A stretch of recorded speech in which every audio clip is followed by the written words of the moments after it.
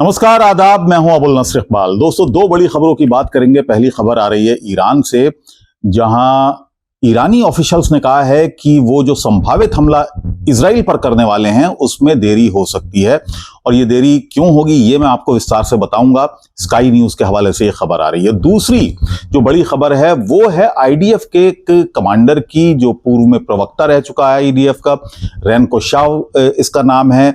इसने कहा है कि हिजबुल्लाह की ताकत में कोई कमी नहीं आई है और कोई भी अभी जीता नहीं है, यानी उन्हें जीत नहीं मिली है। ये तमाम खबरें विस्तार से मैं आपके साथ डिटेल में आपके साथ डिस्कस करूंगा, लेकिन पहले जो इस वक्त की 5 बड़ी खबरें यहां से आ रही हैं उस पर नजर डालते हैं।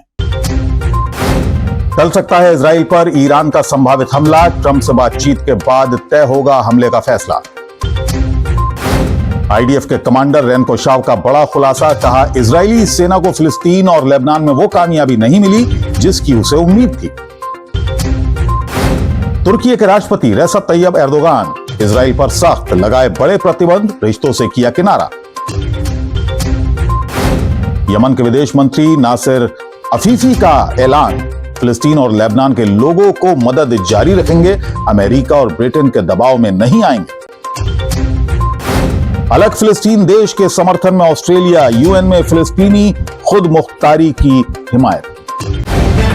द लाइव टीवी, सच सबसे आगे।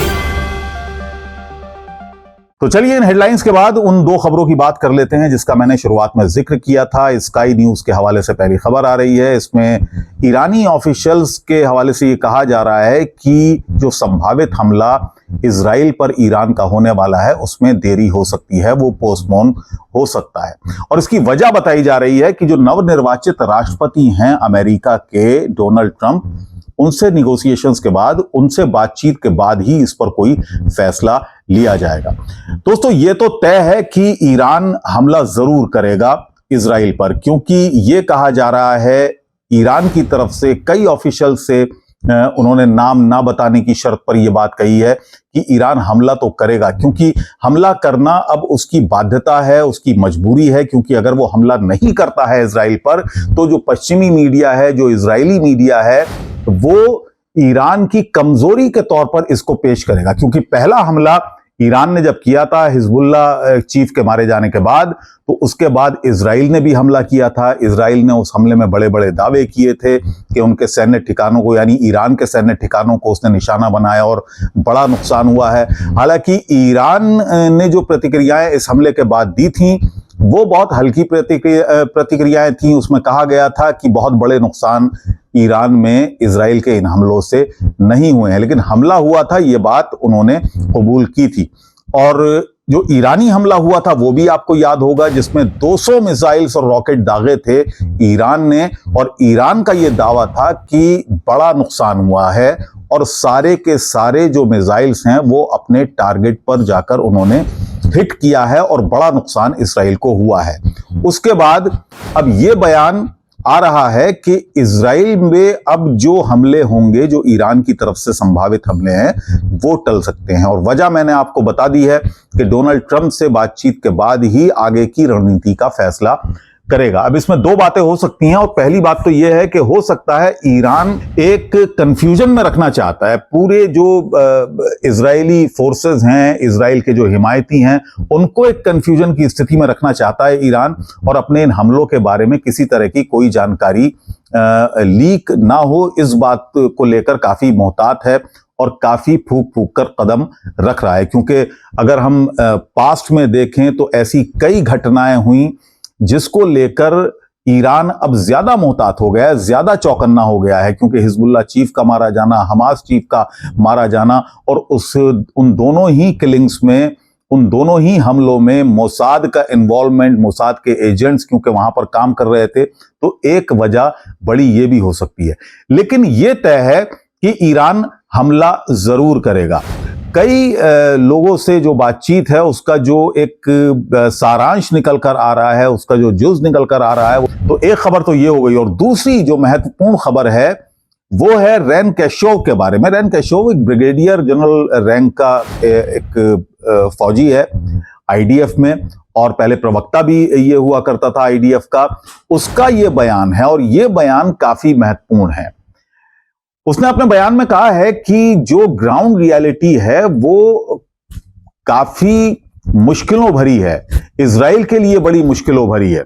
उसने चैनल 12 को, इजरायली चैनल है, उसको एक इंटरव्यू में कहा है कि जो दिखाया जा रहा है ग्राउंड रियलिटी उसके काफी अपोजिट है और किसी भी पक्ष की अभी तक जीत नहीं हुई है। उसने कहा है कि अभी तक किसी ने भी सफेद झंडा नहीं दिखाया, यानी हार का जो प्रतीक होता है या संधि करने के लिए जो लोग आगे आते हैं वो सफेद झंडा लेकर आते हैं। तो उसने कहा है कि किसी ने भी अभी सफेद झंडा नहीं दिखाया। हिजबुल्ला के बारे में उसने कहा है कि ऐसा नहीं है कि हिजबुल्ला चीफ के मारे जाने के बाद हिजबुल्ला कमजोर हुआ हो, बल्कि हिजबुल्ला की ताकत में किसी तरह की कोई कमी नजर नहीं आ रही है, हमास की ताकत में कोई कमी नजर नहीं आ रही है। जो संभावित एक उम्मीद थी, जितनी कामयाबी की उम्मीद थी इजरायली जो ऑक्यूपेशन फोर्सेस हैं, इनको वो डिफेंस फोर्सेस कहते हैं, उनको वो कामयाबी नहीं मिली जिसकी उन्हें यहां पर उम्मीद थी। तो ये एक बड़ा बयान है इजराइल के। हालांकि बहुत सारे दावे हैं, नेतन्याहू बहुत दावे आगे बढ़ चढ़कर करते हैं और उनके उन दावों को इसने हवा हवाई एक तरह से बता दिया है, इन दावों को खोखला साबित कर दिया है इस बयान के बाद रैन कोशेव को। और रैन कोशेव काफी जाना माना नाम है आईडीएफ में, क्योंकि प्रवक्ता भी रहा है और उसको बहुत सारे पुरस्कारों से भी सम्मानित किया गया है। तो उसका ये बयान जब आता है तो उसके बहुत सारे मायने होते हैं, लगाए जाते हैं। तो दोस्तों एक खबर और आपके साथ शेयर कर दूं, और वो शेयर आ रही है यूएन से। यूएन में, यूनाइटेड नेशंस में ऑस्ट्रेलिया ने रिकॉग्नाइज किया है फिलिस्तीनी संप्रभुता को, फिलिस्तीनी खुदमुख्तारी को। ये एक बड़ी खबर है, यानी ऑस्ट्रेलिया ने माना है कि फिलिस्तीन को एक अलग देश के तौर पर संप्रभुता मिलनी चाहिए, सॉवरेनिटी मिलनी चाहिए। और इस पर बहुत सारे रिएक्शंस आ रहे हैं। उनमें से एक रिएक्शन एक बड़े पत्रकार का मैं आपको बताऊंगा। वैसे तो हजारों लाखों रिएक्शंस यहां पर इजराइल की तरफ से इसमें मिल रहे हैं, लेकिन एक इजरायली पत्रकार का रिएक्शन काफी वायरल हो रहा है। आमिर सरफाती इस पत्रकार का नाम है। उसने लिखा है कि shame on Australia's Prime Minister Anthony Albanese and Senator Penny Wong. Recognizing Palestinian sovereignty at UN is nothing more than a reward to the butchers and rapists of Hamas and at utter betrayal of Israel. यानी Israel को धोखा है और शर्म आनी चाहिए Australian prime minister को और ऑस्ट्रेलियन सीनेटर को। लेकिन आमिर सरफाती इसका नाम है। मैं उससे एक बात ये पूछना चाहता हूं कि यहां शर्म आनी चाहिए, लेकिन शर्म इस बात पर भी आनी चाहिए, सबसे पहले अमेरिका को आनी चाहिए कि उन्होंने इजराइल को सबसे पहले 11 मिनट के अंदर एक राष्ट्र का दर्जा दिया। किसी दूसरे लोगों की जमीन पर, अरबों की जमीन पर यह राष्ट्र बना, वहां तब शर्म नहीं आई। तमाम मुल्कों ने आपको रिकॉग्नाइज किया, तब उनको शर्म नहीं आई। आपने जुल्म करने शुरू किए फिलिस्तीनी लोगों पर, तब किसी को शर्म नहीं आई।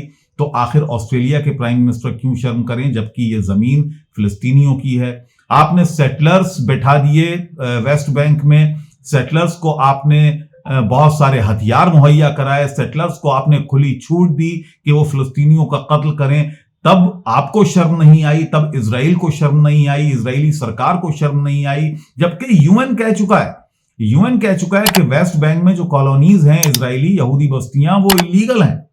लेकिन उसके बावजूद लगातार यहां पर फिलिस्तीनी जमीन पर कब्जा करना जारी है इजराइल का। फिलिस्तीनी लोगों को वहां से भगाया जाना अभी भी जारी है। फिलिस्तीनी लोगों पर जो आतंक का सहारा लेकर, तशद्दुद का सहारा लेकर वहां पर फिलिस्तीनी लोगों को उनके घर से बेदखल किया जाता है, वो लगातार जारी है। तो उस वक्त ये शर्म जिसकी आप बात कर रही हैं, जिसकी आप बात कर रहे हैं, वो कहां चली जाती है? तो शर्म इन बातों पर आनी चाहिए। दरअसल फिलिस्तीन हमेशा से एक अलग मुल्क रहा है और अगर ऑस्ट्रेलिया ने उसको मान्यता दी है उसकी खुदमुख्तारी की, तो ये उनका हक है। दोस्तों इस वीडियो में आज इतना ही। कल आपसे फिर मुलाकात होगी, तब तक के लिए इजाजत दीजिए। नमस्कार। द लाइव टीवी, सच सबसे आगे।